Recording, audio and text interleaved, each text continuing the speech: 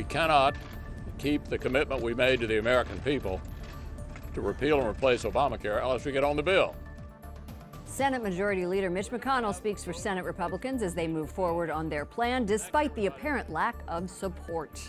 Good evening from Washington, D.C. Thank you to those of you joining us from around the world for news from a Catholic perspective. I'm Lauren Ashburn. President Trump promises an even better health care bill while hosting GOP senators for lunch at the White House. President Trump asserts the group is closer to agreement than people understand, and they will have to pull it through. Correspondent Mark Irons is at the White House. Good evening, Mark. Good evening, Lauren. President Trump told senators they must not leave town for their August recess without sending him a repeal to sign. And he says they have to keep the promise they've made for 7 years. We're in this room today to deliver on our promise to the American people to repeal Obamacare and to ensure that they have the health care that they need. We have no choice. We have to repeal and replace Obamacare.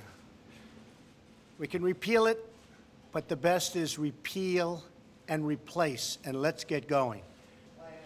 The president says the GOP is doing a poor job of advertising their bill. Trump laid out a list of the bill's features that he says no one knows about.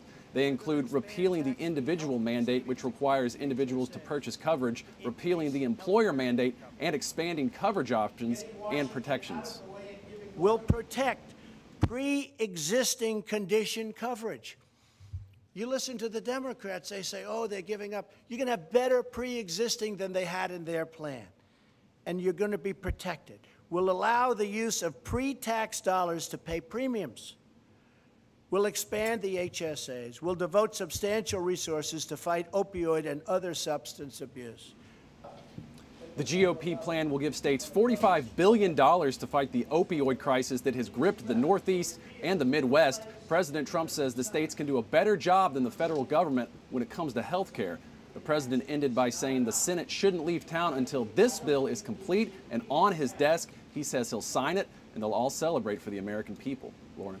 I understand the president's director of legislative affairs fielded questions today at the off-camera White House briefing, and you pressed him to explain the president's defense of pro-life protections in this health care bill. What happened?